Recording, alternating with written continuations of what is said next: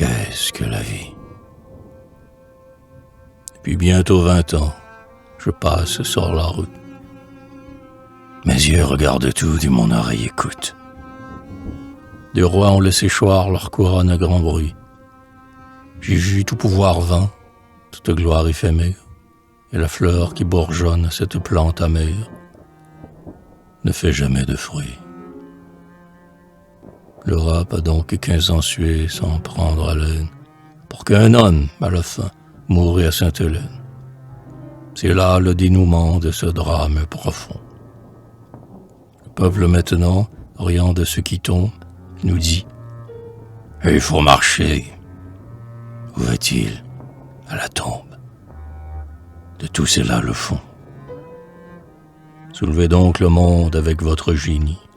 Moissonnez en courant une gloire infinie.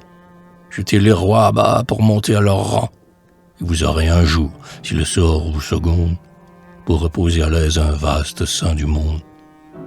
Un sépulcre plus grand. Étreintes en sont les seuls au fond des pyramides. L'Égypte n'arme plus ses cavaliers numides. Que nous reste-t-il donc de ces peuples si hauts qui firent tant de bruit en passant sur la terre? De vides monuments dans un lieu solitaire et qui sont des tombeaux. Le néant est partout et la mort elle-même sur la bouche des rois est un souffle suprême. On s'accoutume à voir ces trépas si soudains.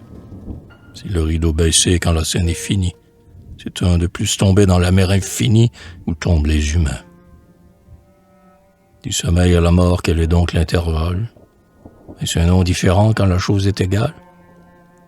En visitant des morts, la paisible cité, je dis.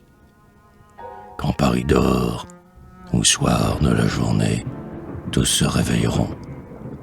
Lui dans la matinée, eux dans l'éternité.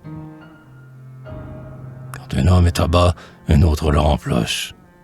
Le monde prend alors une nouvelle face. Tout marche vers le but et s'arrête au milieu. C'est l'histoire du monde où tout retourne en songe. Et depuis 3000 ans que le spectacle change. Il n'est resté que Dieu